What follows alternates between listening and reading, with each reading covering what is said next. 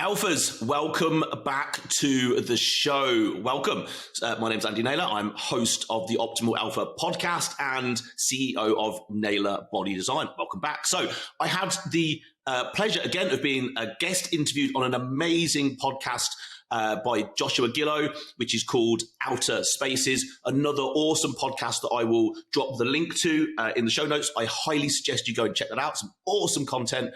He's a great guy as well and has actually become a client of ours here inside Naylor Body Design. And we delved into loads of topics once again that I wouldn't normally talk about, so could be really interesting. I think we went for maybe about an hour covering all sorts of things.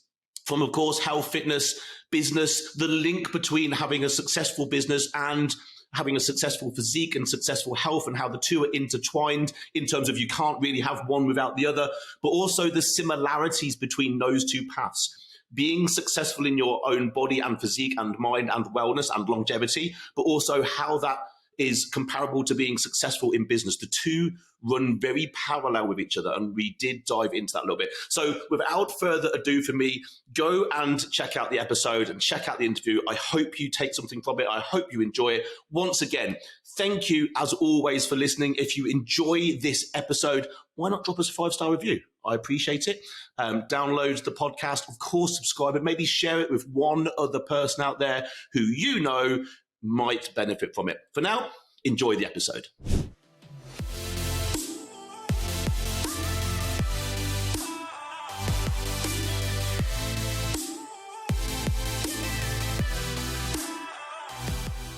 Hello and welcome back to the Outerspaces Podcast. This is your host, Joshua Gillow. This episode is brought to you by Yes Express, where we can help you double sales in half the time. And if you're interested in that, reach out. Hello@yes.express. Today, we have on the show, we have one of the top online fitness experts in the world. He's transformed thousands of lives through his philosophy and fitness. He's also the host of the Optimal Alpha podcast, and he's just a beast of a man with a big heart. I love him. His name is Andy Naylor. Andy, welcome to the show. Joshua, thanks, man. Another lovely intro that I feel I'm going to have to live up to on a guesting. Thank you so much. I appreciate it. And the pleasure's all mine. Absolute pleasure to be here, sir. Let's get into it. Absolutely, brother. So, it's just so the listeners know, I met Andy here through a mutual friend, Ace Haggerty. He was on his podcast. And as soon as he was on a podcast, and Ace signed up to train with Andy. And then I was actually at the time looking for a trainer. So next thing you know, Andy and I got together, and now I'm starting to train. And just so anyone out there listening, if they don't know this, is I've never trained in my life. I don't understand dumbbells. I was a ninja warrior for the longest time. I don't understand any of that world, eating and all of that. So him and his team are now educating me on how this whole thing works. And we also share something from our younger days, a nickname, right? A nickname that we kind of both started out with. Mine was Stick in high school, and he shares the same nickname, but obviously he is no Stick now. So it's just amazing how those things line up. When Ace reached out to me and he's like, dude, you'll never believe what a podcast. And this guy's he's a beast, and his nickname used to be Stick. I was like, damn, this is destiny. So tell me that story. How did you get that name, that nickname? So, I was just as a child, I was incredibly underconfident, shy, deadly shy, and thin, weak, gangly. Not gangly would be tall, but just nothing of me. And I think if you mix together this idea of being, I had no sort of stature. I mean, even as a child, you can see if someone's going to, they've got something about them in terms of their physicalness, their physicality. I had none of that. I was sporty, so I played, like most kids, I played all sports, and I was pretty average at all of them except for hockey and basketball, of which I pretty much excelled at. But you add together these two traits of being very unconfident, very, very shy, and then not having any physicality.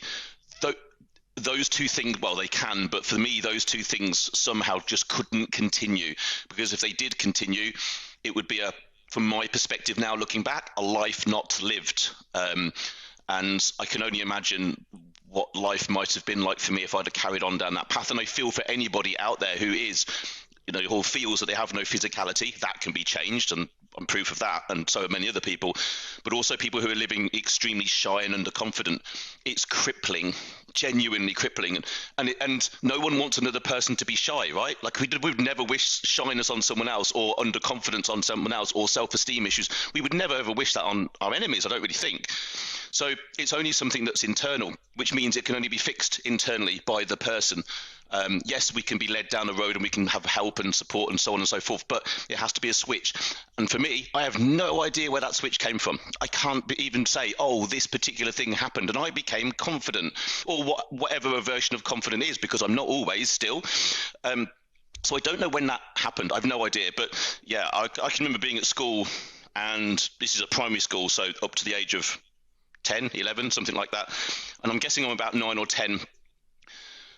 And I need to go to the library. And so I need to walk out of a classroom. I need to walk down a corridor of where I've been at school for 3 or 4 years, maybe, walk into a library where there is a class sitting watching television. So this is like the TV room at the same time, right? Mm-hmm. And so I had to knock on the door. Well, I was supposed to knock on the door, walk in, obviously say, oh, I'm just here to get a book from the library, walk around and get it. I walked up to the door and saw a class sitting there, knew full well the moment I knocked on the door and opened it, what would happen? Naturally, everybody would look to see who's coming in the door, and I couldn't face it. And so I stood outside the door, and eventually I had to go back, and somehow, I don't know how I got out of explaining to the teacher, oh, I couldn't find the book, I just must have come up with something. And I don't know if that's exactly in common, but it still sticks in my mind. This, like, now you give me an opportunity to open the door and walk through it and everyone look at me, I'll jump at it, quite frankly. Yeah, exactly. I'm literally the opposite way. I don't mind it at all. People who know me personally would say, well, actually, my wife would say, I'm going off on a tangent here, right? But my wife would say, if we're invited out to, I don't know, anything, a barbecue, a get-together, a party or something, I'll be moaning and groaning the whole way through the day. I can't be bothered. I don't want to go. And she said, like, the moment I walk through the door, ping, something happens and I become that person who is, I don't know, life and soul of the party, whatever the phrase might be. But it's and I really enjoy it. So yeah, I guess I started what seemingly now seems quite a long way as an individual as to where I am now. And there wasn't, I get asked this a lot, and I can't think of there being one particular point where something moved in a different direction. I think I really can't say what that is. Whatever it was and whatever things aligned, I'm truly grateful for. Absolutely. And I try, I guess, to pull on whatever the learnings I've got and then teach those back to people who may be feeling the same, for sure. Yeah. The crazy part is, Andy, my story's not a whole lot different that way. You know, low confidence, low self-esteem, skinny, scrawny, you know, and just kind of trying to hide in the background, just average as you could possibly get. And, you know, I don't remember that spark either, right? In life, when things just all of a sudden made sense. But I know that discipline was a major factor in that. You know, for me, did you find that to be the case as well? Once you started disciplining, started building confidence, was that your journey? Discipline for me, I think, has come later on in life. Okay. I think. I mean, I left school. I went to get a job. I became an electrician. I hated it. I dropped out halfway through. I went to do a job that was something completely different. Then I left home. I left home at 18, which is, as soon as you can leave home in the UK, that's the oldest you can rent somewhere. So me and a friend left and went to live in a place called Nottingham.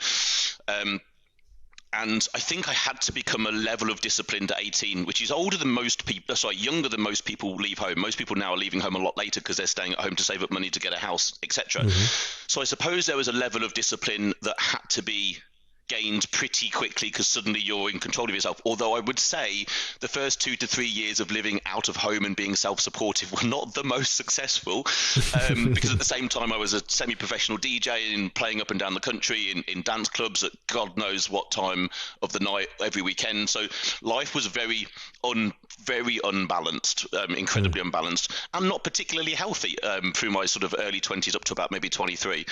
And I suppose, although even during that, thinking about it, I was quite disciplined because I used to have a little book and a diary, and I'd be sending out CDs and promoting myself. And I suppose there was a discipline to go after getting those gigs and put in the work behind it. I didn't think about it as discipline at the time. I just thought about it as doing what was required to get to the goal. And I suppose that's maybe the way I see it now. like I will always say to clients as well, just to sort of bring this around to something that, we do not rely upon motivation. Motivation is, frankly, fairy dust. It doesn't exist. Technically, it's dopamine and adrenaline, and those two things go up and down. Whereas discipline, habits, lifestyle, momentum, those things are tangible. You can nearly point at them. You can point at the habit of somebody when they're doing something. You can't point at when they're being motivated. So I think, although I guess we could say I was motivated to go after and chase those things, ultimately, I guess it was discipline, although I just didn't see it that way at the time. I just loved doing the thing. And this is important, I think, with anything that we're doing. If we love doing the thing, doing it isn't a challenge, or doing it isn't difficult. It's kind of like, I'm not great at reading, for example. I have to be disciplined to sit myself down to read 10 pages a day. I find it challenging. But for someone like my wife, she will sit and read half a book every night before she goes to sleep. She loves it. It's not a challenge for her. She doesn't need to be disciplined. I'm like, how she just reads a page. Like I read a page and have to read it again, and she's like, me too. I'm like, what? And she's like, and she'll sit there and she'll just read a book, and I'm like, she's got, she disappeared into this book and into the world. And I'm envious of that. Whereas I think she's being super disciplined. She's just doing what she loves. So I guess there was discipline. But I didn't. Again, I don't think I was conscious of it, I suppose, whatever it was. Okay. Yeah, it makes perfect sense. And, it's really, it's amazing on our journey. So with that being the case, and you were doing DJing and all that up and down the country, how did you eventually find your way into bodybuilding and fitness and all that? How did that ever happen for you? So, about 23, particularly unhealthy, had a late friend, Guy Harris, no longer with us.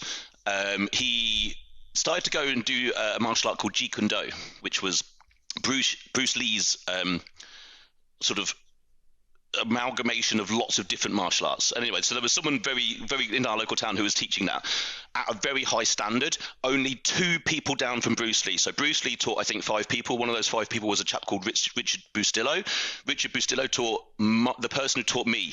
So it was only like 3 people down. So it was like, anyway, so I went and started doing that, and I was like literally breathing out my backside. I could barely get through an hour's lesson. It was horrific, but I loved it. And I do have this slightly annoying trait of being able to pick something up really quickly. So my skill acquisition is fast. I learn fast. I might not take it all the way to a certain level that someone else might do, but my initial pickup of something is genuinely quick, and it's across the board. So it's just whatever that skill acquisition is. So I got good quick. So within 3 years, I was a brown belt, training for black, top of the class. And loved it. I used to come home white as a sheet, steam coming off me. I loved it. But at the same time, I was like, Guy was also starting to go to the gym, and he was like, it will help us get stronger for this. And so we started going to the gym, and what I noticed was the 2 things didn't go well for me. So I was getting a lot of elbow pain, and for me, I could tell it was a mixture of probably not training well in the gym, to be honest, but the mixture of training and then throwing right hooks and things, I was getting a lot of elbow pain. And I thought, well, I'm enjoying the gym more, so I'm going to follow that path. And that's it. So that's about 19 or something years ago, I guess. So all of a sudden I'm into the gym, and I would say did what most people do, which is just copy everybody else in the gym, which means I probably wasted the first 5 years of my training because I didn't know what the hell I was doing. I was just copying everyone else. I was literally the only person in the gym walking around with a little square piece of paper. I used to write down what I did. And I used to go to the reception cubbyhole thing, and I used to take one off, and I used to write it down, and I'd go home and put it in an Excel spreadsheet. And I couldn't work out why anyone else wasn't tracking the numbers, because I thought, well, at least I know I'll come back in and I know what I'm supposed to beat the next time. It just made logical sense. And everyone was like, what the hell are you doing? I'm like, I'm just writing down the numbers, like what I've lifted. And they're like, yeah, I remember. And I'm like, you can't remember everything you've done. Like, you're just guessing though, aren't you? And this is why you've looked the same for the past 3 years. And I don't want to, I want something better. I'm devoting a heck of a lot of time. So I quickly started to realize that stop copying everybody else and start thinking for myself. And that progression has just continued forever. That idea of very quickly, don't copy the people around you. I don't mean that disrespectfully in any way at all, but don't copy the people around you if they're not changing.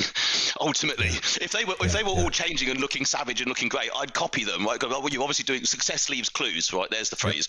But when they're looking the same, and I'm like, I've been coming here 3 years. I look the same. You look the same. I've been copying you. Something's wrong here. And that was literally it. I absolutely fell in love with the gym. And once I started to, I guess, educate myself, then things started to come together, along with bringing in coaches and, you know, actual people to come in and sort of really draw from their knowledge and experience, which then got me, I guess, into the idea of, coaching. Like there's a whole world of people out here with a lot of experience. And then because a business situation later down the line, it sort of fell on my lap to become a PT and sort of start coaching people myself. But that I guess that's the origin story of how and why and when I got into the gym, which seems a long time ago now. You said 19 years. So over 19 years going from, you know, we'll just call it mixed martial arts, or if you have a better phrase for it, but, you know, working that Bruce Lee style into the gym and then kind of growing through. Did you set yourself certain goals as you move through? Ultimately, what I want to get to in this conversation is how does that fitness tie into mindset and business? Because I know that you're an entrepreneur and you're now in Dubai and all that stuff. So I'm curious about how fitness and how you see other people that you train, the thousands you've trained, take fitness and help them launch in their mindset and their business. That's the direction I'd love to take this. Do you know what? I would say the two things are nearly exactly the same. So you need in so many ways. So they're nearly exactly the same in the way that I look upon them. And certainly to be successful at business, I think you need a physique and a mind to give you the vehicle to do that thing. Yeah. So in terms of the similarities, I mean, commitment, discipline, fortitude, like all the things that you need to go off. So I guess to give here's when I worked this out. So the first show that I ever did, which is, oh my goodness, 2016. So I did my first show. I had 11 weeks to prep for it, and my business was growing, and I did it for two reasons. One, could I do it? Could I be one of those people that got in that level of shape? I didn't know. And two, give my business credibility. Because who on earth am I if I can't? It wasn't about getting on stage and wanting that, but it was like, well, I needed proof of concept. Yeah. So those are the two reasons I did it. But the things I learned going through that prep about myself, so I still have the pictures of getting on stage and what I look like, and it's brilliant, and I won my first show, and that's all great. But what I learned was I was able to commit to something. I was able to stick to it for a long period of time. I was able to suffer way beyond what people think it takes. Certainly in the second show that I did, because I pushed the envelope far, far, far further, the last 3 or 4 weeks of that were horrific on so many levels. Physically and mentally, emotionally, psychologically, I'm being broken on every level. And anyone who's prepped hard for a show will probably tell you it gets to that point. I couldn't hold a conversation with someone. I barely knew my own name. I couldn't cross roads to walk home from the gym, but my clients would have to give me a lift home because I was so delirious all of the time. And the thing is here, I could have stopped it at any point. I could have pulled the plug and gone out for a burger and chips and fries and filled myself back up at any point. But the fortitude of, no, I've said I'm going to do this thing, so I'm going to do it, and I'm going to see it through. And it's weird paradox of it hurts to be that lean, like physically to walk around with no fat on the bottom of your feet, and there's like, to sit, it hurts. Everything hurts. You can't sleep. You've got no energy. You can't have a conversation. It's like people think you're kind of literally trying to kill yourself. I have a picture of myself one morning where I'm so lean, my cheeks are so sucked in, I look like a drug addict. The picture literally looks like I look horrific.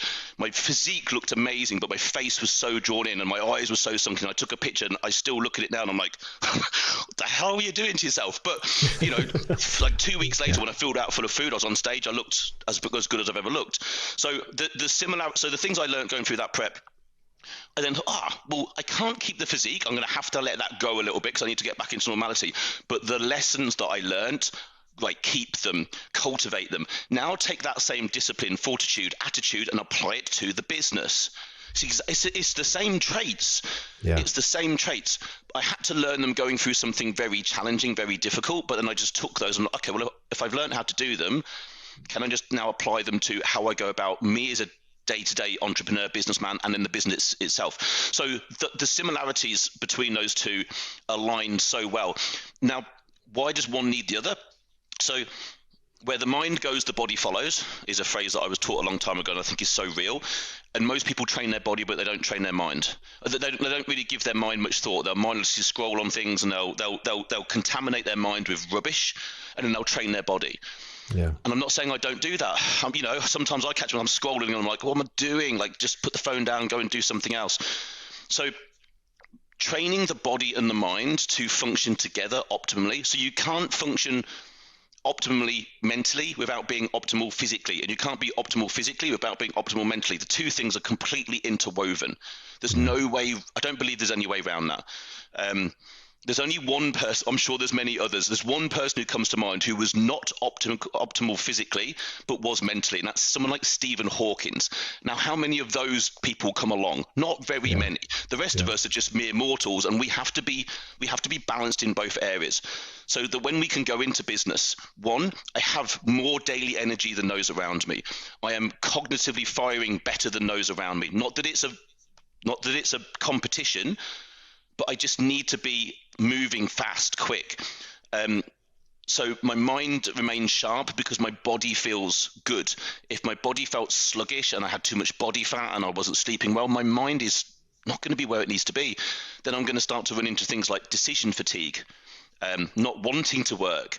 To be honest, my sleep has been poor since being over here in Dubai. For some reason, I'm waking up very often through the night, which doesn't affect me first thing in the morning, but there is a period in the day when I notice that, and it's something that I'm having to work on a lot at the moment to be like, okay, obviously I'm in a different place, a lot of additional sunlight, those things have changed my circadian rhythm and the other rhythms that you go through. So again, something isn't quite optimal, and I have to be like, we have to be able to take a step back and understand that, be able to observe it and go like, this isn't right, this isn't where it needs to be, I need to change something about it.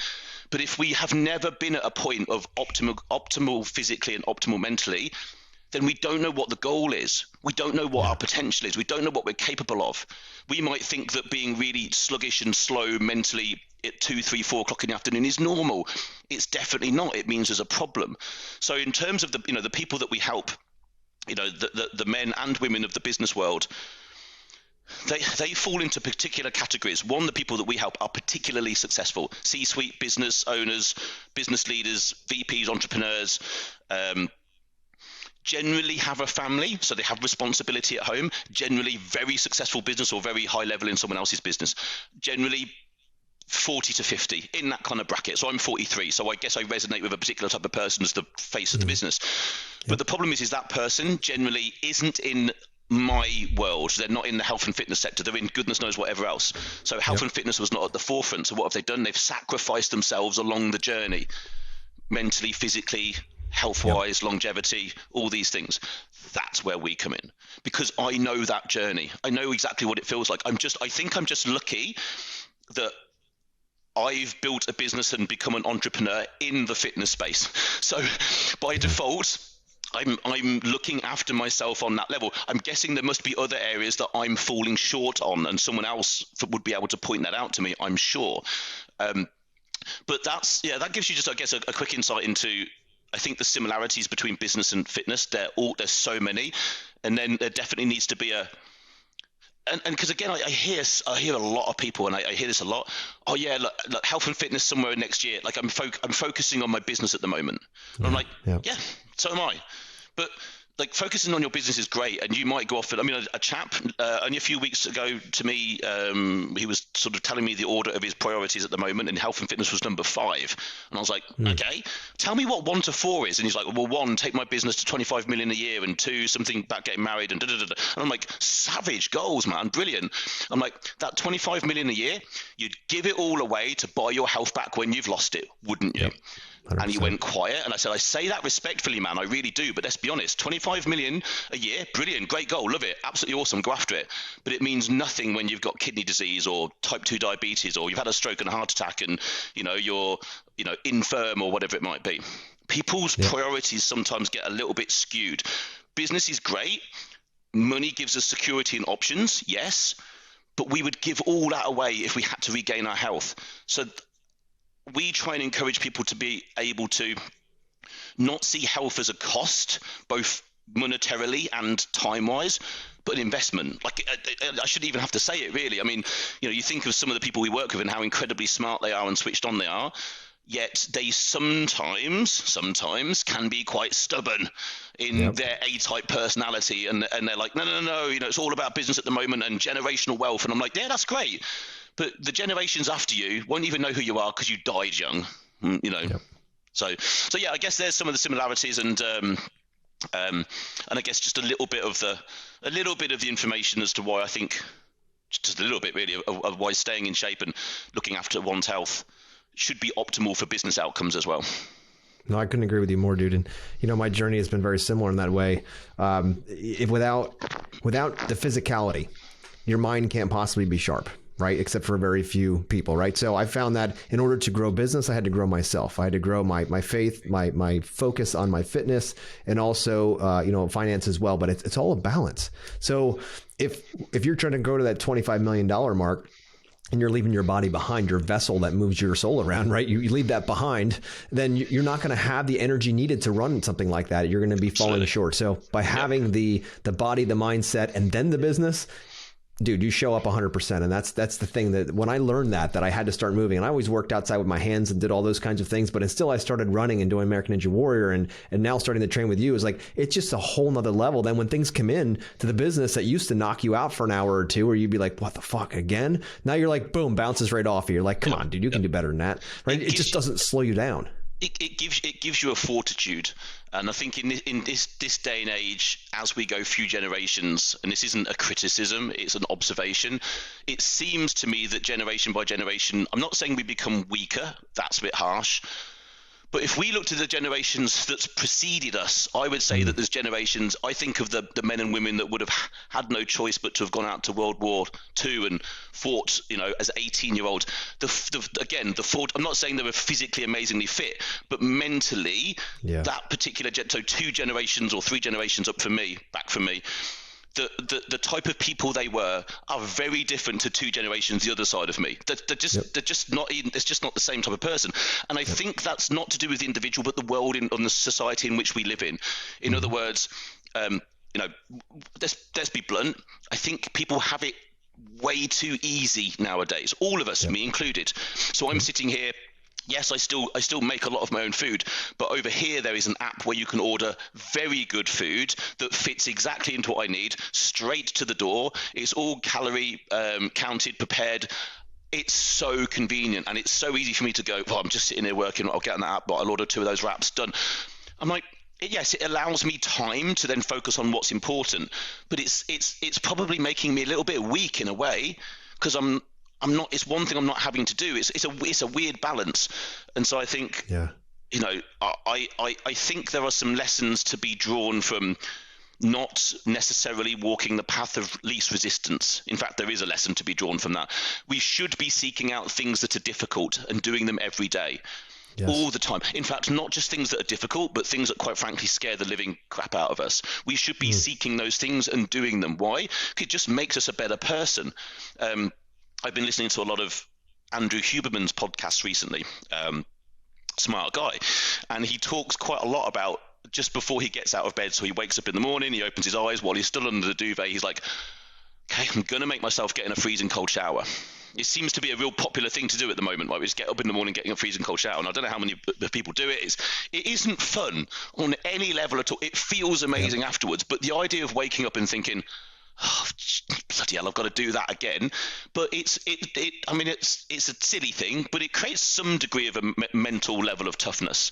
Like when I was getting up to do the prep, I'd get up in the morning and I would have to walk to the gym to PT people. So I would need my bag of food and my bag of training kit. So that's 2 bags. So I would get up in the morning at 4:30, just get some water down me, a coffee, and I'd put 1 bag on the back of me and the 1 bag would be hanging on the front, and I'd walk out the door in the opposite direction of the gym, and I would walk 10,000 steps around the whole of my town, get into the gym, and then get on a piece of cardio equipment, do 40 minutes on that, stand in front of a mirror, do 20 minutes of posing, get in the shower, sit down, eat my breakfast, and straight away someone comes in the front door and is then a client coming through the door.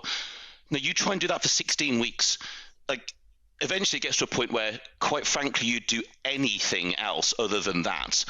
Yeah. But what does getting up every day and doing that thing do for you? It shows you what you're capable of. And like I've said, those are the things that I've done. I'm like, well, if I was capable of doing that, and people are capable of doing far more, like that's not amazing. There's people who do far, far greater things than that every single day. But for me in my life, and knowing how that felt, it was a heck of a lot to commit to for 16 weeks when you're underfeeding yourself. So you take that attitude, that desire to win, and then you go place it in other things. And I think it's purposefully finding something difficult every day to do, and then going and doing it. And I wonder whether that's missing as we maybe move forward in time. For sure. Yeah, and I think that now we have a choice to do those things. I think in past generations there wasn't the choice. We didn't have all the comforts that we have now at our fingertips and on a phone and all that stuff. We had to work. Our parents, our grandparents, they had to work for this stuff that we now just can click a button and it happens. Amazon next day to your house. Like you had to go to the store for that stuff, right? So those things are conveniences. But back to your point about doing the hard things and doing them by choice.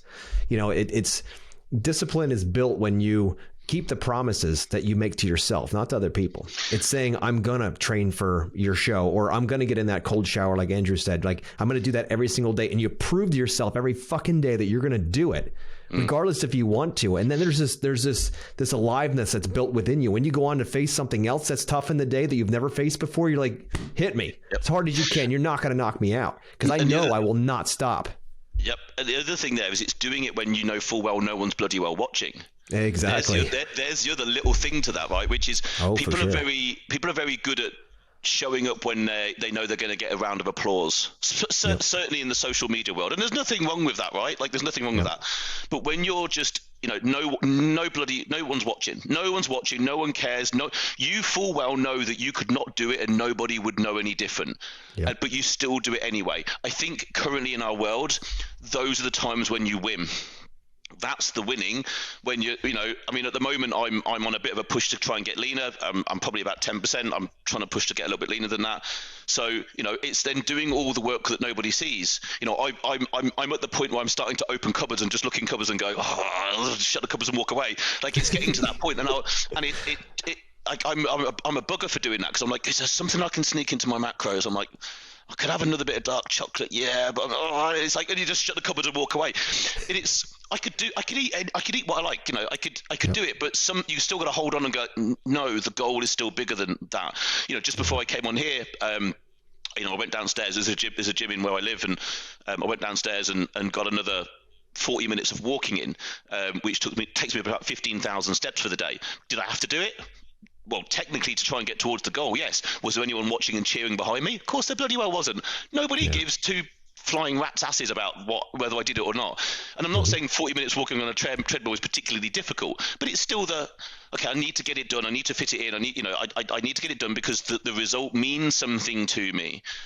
It means something to me because I know that I'll have let myself down if I don't take enough steps every day towards the goal. I had an analogy in the prep, which was, at the end of the day, I would close my eyes and vision, like I got back big into sort of visioning things. We always do something twice. People who are good at something do something twice. They think about it, they do it. They manifest a thought, and that happens all of the time. So someone might want to go and do a really big set of squats. What do? They're kind of probably imagining themselves doing it before they do it. They kind of mentally go through it. What does a 100-meter sprinter do just before they go down the lane? They vision themselves going and winning, like it's a vision thing.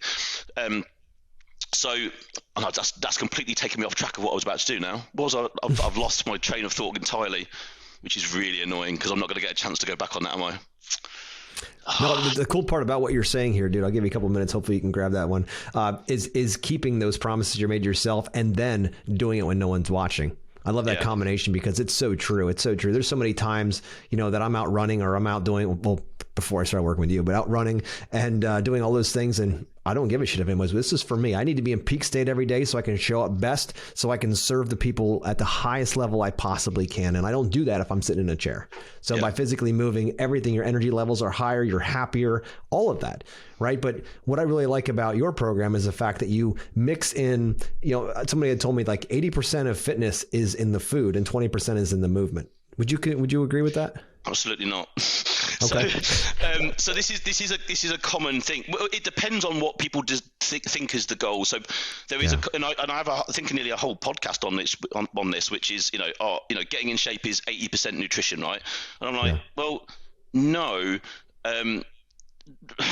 because the catalyst to what our food does comes off of how we move. If we did not move, I'm not saying focusing 80% on nutrition wouldn't mean we would lose weight, possibly, but is losing weight just the goal? For some people, maybe. most of the people we work with know there is a goal of performance, wellness, longevity, health, physique, strength.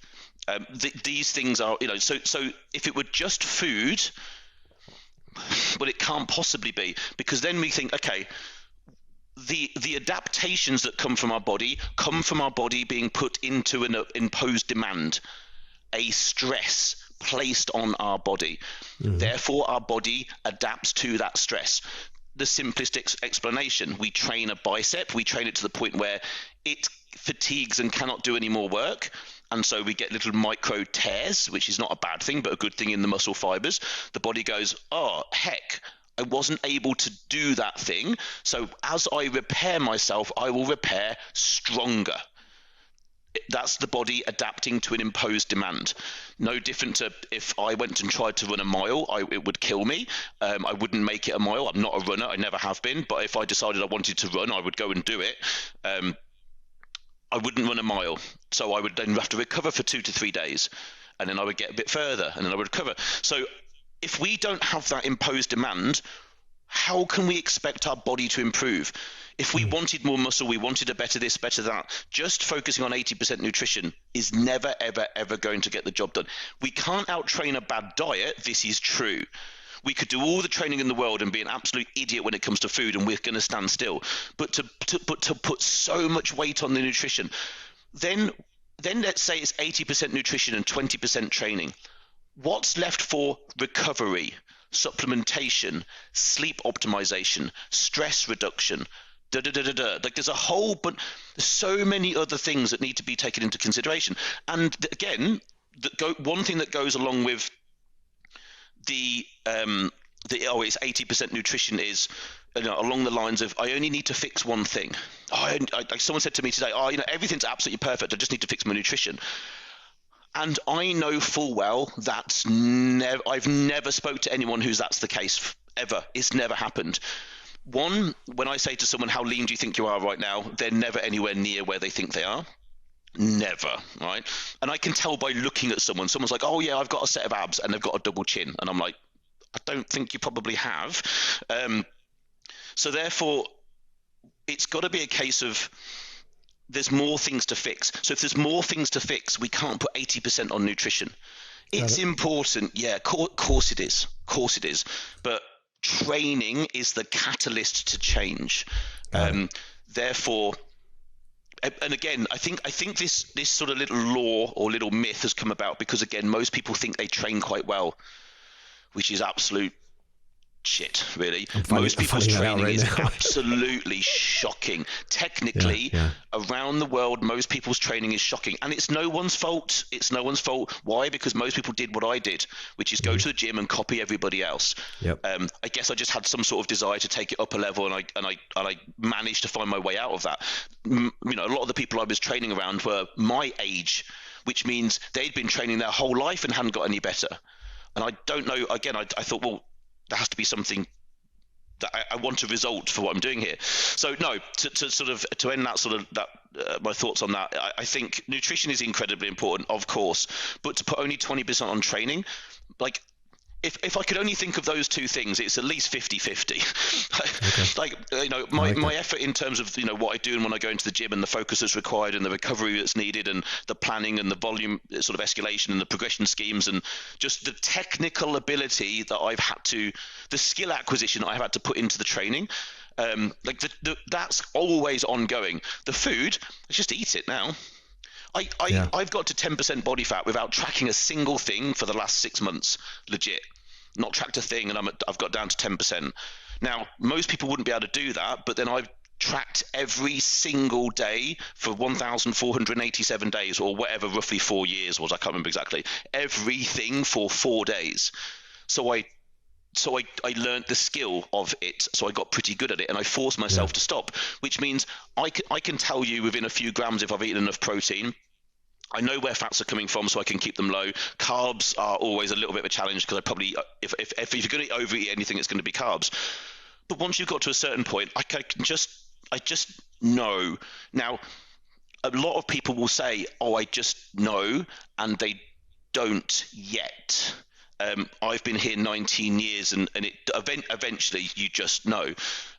So the eating the food is probably easy. I would say I still put more thought and certainly effort into the training, because that's the thing that got me away from being a stick. It wasn't the food. Yeah. I could have think about it that way. So there's the best example. If I started life as a stick, thin little Andy, I could have ate the same food exactly that I've ate on the journey to get here, but didn't train. Would I look like I look now? No. There's kind of the answer. So the training is the catalyst. So I think it deserves far more recognition than what that myth tends to say. Yeah. I love how you unpack that, because it seems incredibly strange to be so focused just on the food side. But I understand without a proper diet that the workout doesn't stick. It doesn't have its function. You got to move both. It's so important. But dude, I love how you unpack that. Now, how do you when you come to training? Because I love the way you guys do it. Right? You have Shauna. I send in videos. She critiques. You mentioned earlier about doing the. You didn't mention this, but she talks a lot about this, about perfect reps. Do less but perfect reps, right? That the goal is not just to crank through as hard as you can and as fast as you can. And she's teaching me how to go much slower, how to keep everything in constant tension, how to do it right. And I know I've talked to other bodybuilders that are friends of mine that they're like, it is so important to get that right. And so we take a video, I send it over to her, and she just tears it apart. And I love that, because now I'm like, okay, good, because I want to make sure I do it right? What's the point of putting all this effort into it if my elbows aren't in the right place and I'm not going to get the maximum, end game, the end result that I'm looking for? So talk to us a little bit about perfect reps versus just reps, and going slow versus going like crazy. So here's a phrase: make the reps count, don't just count the reps. That's probably the top level of my answer towards this. So again, first things first, quite simply with this, everybody just goes way too quickly. Everybody reps mindlessly. 1, 2, 3, 4. They're just counting reps because they're just trying to get to 10, because they will see a program that says must do, incline bench press 4 times 10. So they do 4 times 10, which is a complete waste of fucking time. Yeah. There's nothing magical about any rep number for a start. There's something magical about taking a set to a certain proximity to failure, whatever number that is. So I'll come back to that in a second. So first of all, the way that we look at it is a couple of things. One, exercise selection. There are only so many really good exercises for an individual. And there are a lot of exercises to choose from, a lot of movement and different variations that we can, but there's only think about it this way. When it comes to our body, we're either pushing something up or pulling it down, or pushing it away or pulling it back.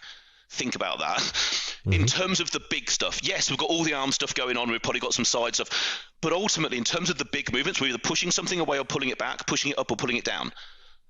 4 things. So now it's how many variations of pulling something down can we find? A lot. How many?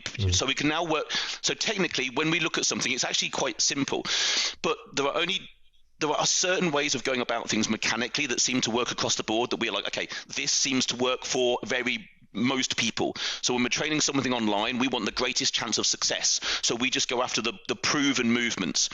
So we can write plans, and there'll be a lot of similarities between a lot of people's programs. The big changes come where injuries, missing pieces of equipment, things where it's like they end up getting completely individualized, but they can start very close together. Why? Because one, everybody thinks they're an absolute individual, which they are, but there's still only so many really good movements. So pick the right movements to start with. Then, one, understand what that movement is designed to do. They're not all doing the same thing. Some movements are working a muscle through its mid-range of movement. Some movements are working a muscle through where it might be fully extended, so it's working from a very lengthened range. And some might be doing the opposite, where they're working a muscle right into where it's fully contracted. There's not many exercises that will work a muscle through all 3 ranges. There are some, but not many. Most of the times we need to program 3, maybe 2 exercises to hit a muscle across its full range. So that's going on in the background. Then, in terms of tempo, the first thing we do is slow people down. So most people are repping at like a 1, 1, 1, 1. Okay. We think 1 and 3. So technically, if we're pushing something away, we just push it. It's generally going to be about a second. It doesn't need to be particularly slow. It doesn't need to be off like a rocket, but it's going to take about a second. And then it's lower something for 3. So it's 1, 1, 2, 3. 1, 1, 2, 3. That's it. And that seems to work across pretty much everything. It's just a pace that seems so good. Now, the things behind this are, whenever we are lowering something, or what we call the eccentric phase, in other words, the muscle is lengthening, probably. We're just lowering the weight. So for a bench press, we're lowering it down towards us. For a lat pull down, we're lowering the weight back up. So it works in opposites. But that portion of the movement, we can cause more muscular damage, good muscular damage. We are stronger in that phase of the movement than any other part. So we should therefore spend a bit longer there and try and fatigue that part. Once we finish contracting a muscle, we could still fight against its force for quite a few more reps, which is where most people tend not to take themselves to. So slowing that portion down can be very useful. Also, it shows that we have control over the load. The load doesn't have control over us. We should be controlling a load, a weight, through every inch of the path that we move it through. Theoretically, within reason, we should be able to stop it every inch of the movement. We should be under that much control. Now, the thing is when people lower a weight too fast, they're not actually resisting the weight. The weight is just going back to wherever it started. Think of someone lowering a bench press and it goes onto their chest and it bounces off their chest. Right? They're not in control of it in any way at all. Whereas if I don't do a bench press because it's a shockingly crap movement in the first place, but let's say we want to lower it to a point where it's like coiling a spring. We should be resisting that load on the way down, like we're trying to coil a spring somewhere inside us so we can push back against it. So it's a mindset shift of, I'm not just moving something from A to B. That's a power lifter, and nothing wrong with that if you want to be a power lifter. But if our goal is physique development, then check this. Our goal is not to go into a gym and lift weights and use machines. That is not our goal. Granted, that is what we will do. We will lift weights and use machines, but our goal is to challenge muscles. It's as simple as that. Challenge a muscle. Put a muscle under tension constantly and keep it under tension. Whether obviously we're contracting it and lengthening it, but the goal is to put it under that. And for that tension and for the volume of work that we do to slowly increase over time.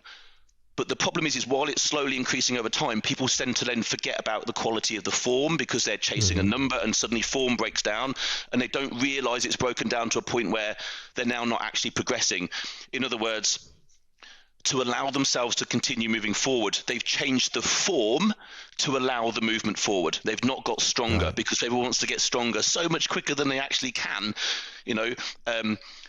Again, a thing to consider here is there's maybe about 5 things that we can progress in training. So we've got load, we've got sets, we've got reps, we've got rest time, we've got execution, 5. And loading and weight should be the last one that we progress. But what's the one that everybody tries to progress first? The weight, the load.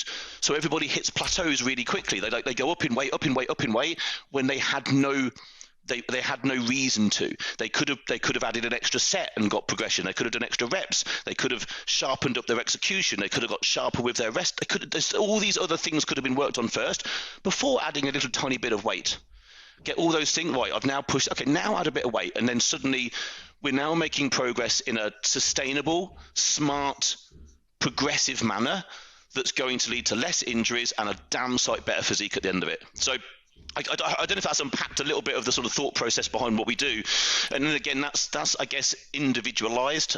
Some people progress certain things better. Some people struggle to progress load at all. Some people struggle to progress reps, but you give them an extra set to do and they'll go and do it because that extra rest, that extra 60 seconds of rest was enough for them to be able to make progress. But we focus in on the form immediately. Because there's no point someone lifting a weight if they can't actually move their body correctly without the weight. They have no business of moving a weight. That happens a lot. Watch someone try and do an air squat. If someone stands up, right, just squat your body, and if they cannot do it, they can't squat their own body really, really well. What business do they have putting a bar on their back and doing it with weight? None whatsoever. But you watch someone, if I said to someone, right, do an air, you just got your body, just do an air squat. Most people want to fall over backwards because they can't mechanically put their body in the right place. So then what business do they have shoving a bar with 20 kilos, 40 kilos, 100 kilos? Absolutely none. So it's about fix the form first, get a foundation in place, and then methodically progress it thereafter. I love that. It's so good. And, you know, what I love about, you know, the philosophy of hiring the best and, you know, surrounding yourself with the best people. Now at 44 years old, I can take what you've learned in the last 19 years and compress it into, you know, a couple of years and get the results that I'm looking for, as opposed to trying to figure it out for the next 20 years of my life and maybe not even get where I want to go. So that's the beautiful part about finding people, because success does leave clues. And I love that. So I could talk to you all day about this, Andy, but I got to wrap it up here. So tell us where we can find you, what kind of programs you offer, that kind of thing. So in programs, I mean, first of all, everything we do is completely bespoke. So if someone was interested in what we do, the best thing to do is reach out to us. You might put some links in your show notes. I don't know if you do, but if you do, I'll send you some links over. The best thing to do is reach out to us. And the first thing we always do is just have a very simple conversation with anybody, basically to find out if we can help. That's it. We never talk about individualized programs until I can sit there and ask myself the question, can we help this person get to their goal, probably past it, and stay there? Because if I can't answer that, then there's no point having any further of a conversation. But yeah, so reaching out to us and you know, having that conversation is a good first step. So where to reach out to us? So my name on any social media platform, essentially you'll be able to find me. My profile picture is me stood on stage with my hands above my head in a bit of a victory pose, standing on stage. It's just a really easy picture to find. So certainly that on Facebook, Instagram. I mean, the Optimal Alpha Podcast is a really good place. You know, here, if you've enjoyed and found anything that I've spoken about today compelling and interesting, then this is all that I talk about essentially on my podcast and delve deep into topics on that.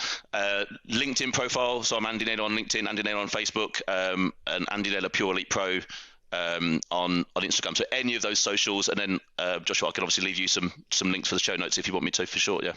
I certainly appreciate that. And so, Andy, you obviously have gone through from electrician, didn't last long, got into a couple different things, got into, bodybuilding and health and personal training now for 19 years. Is there an overarching philosophy that you use that we can wrap the show up with here that you think about daily that keeps you pushing forward? Cool. Okay. Not to put you on the spot. That is actually a really tough question. I don't know if there actually is technically, certainly one that we've maybe not covered already. I think, well, I'm going to go back to find things that are difficult and go and do them. Purposefully find things that slightly scare you and do them, because you'll generally go and find things that are somewhere down the path that you want to go. So, you know, some people might find coming on and doing something like this, because it's essentially public speaking, like really, really nerve-wracking, and I would have done at one point for certain. But I knew that if I was going to go down the road of speaking, maybe becoming a motivational speaker, and certainly being able to inspire another person to go get into shape, I'd need to articulate myself. So what did I do? Kept putting myself in situations like this so that they become very, very natural. Then all it's done is helped me flourish, I hope, in the direction that I was already going. So I guess that's a theme that will now work across anybody wherever they are. So, you know, if your goal is something to do with business, then the difficult thing that you need to find to go and do would be something to do with your business.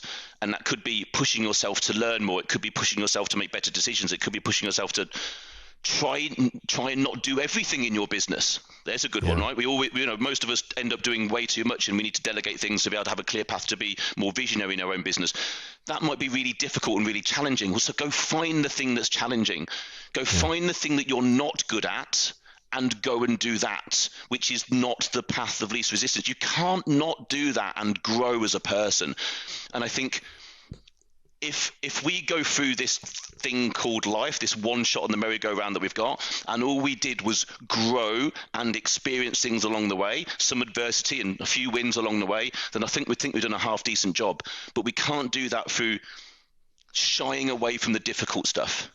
Embrace the challenge, like embrace the suck. Like if shit's gonna get really difficult, like lean into that, and I think it's a mindset. It's a growth mindset of don't see something as a negative when it's difficult. The more difficult something is and you overcome it, the more you're going to move forward. So I know that that's not one overarching thought, but I guess, to sort of wrap up the things we've been talking about today, I think those would be the ethics that I think I try and think about every day. And I'm not saying that's easy, and there's stuff that I really hate doing, and I'd still try and do it the best I can. But I think that's a thought process that you could overlay that on anybody's journey, I think, and it would be relevant, I think. I love it. And I mean, you couldn't have said it better, to look fear square in the eyes and smile. Imagine, obviously people on the podcast won't see what's behind me, and I don't know if it's coming out on anywhere visually, but behind me there's a big picture of a lion. I mean, imagine staring that thing down and being like, I'm just going to stand here and stare at you. Now, I don't know if that's a good idea or not. Someone who's a lion tamer would probably tell me that's maybe not a good idea. But sometimes you've got to stare adversity right in the face and be like, I'm tougher than you. I'm more stubborn than you. I've got more about me than whatever the thing is. And if you start here's the thing, if you start to do that often enough, you'll start to believe in yourself. Then what you'll start to do is bet on yourself. Yes. Then you're going forward. Dude, I love it. The crazy part, once you start doing that, at least my journey's been that my faith increases because I know there's a bigger power above all of us, right? So next thing you know, it's faith, and then you're unstoppable, right? That's like the next level. It's like, that you know exactly where you're going, why you're doing it, and you can take on anything because A, you won't give up on yourself. You will not stop. You will not stop until you win. And B, it's not just you going along. Yep. 100%. Love it, man. Love it. All right, brother. Thank you for being on the show here. I hope everybody out there listening got something from this. I always enjoy talking to Andy, and I cannot wait, Andy, to come back. I know I'm on with you for 6 months to start. I cannot wait in 6 months to bring you back on the podcast and talk about how this journey's been because, dude, I'm already 100%. Loving it. It's kicking my ass, and it's going to be amazing. 100%. Yeah, I'm more than happy to come back and do this at the, that might not be the end of your journey, but at least at the end of those 6 months or something like that, we can sort of have a touch base and see how things are going and see what's changed for us both. Yeah, absolutely up for that. Awesome. I appreciate you, Andy. Have a good one. And Cheers, guys, we'll talk to you next week.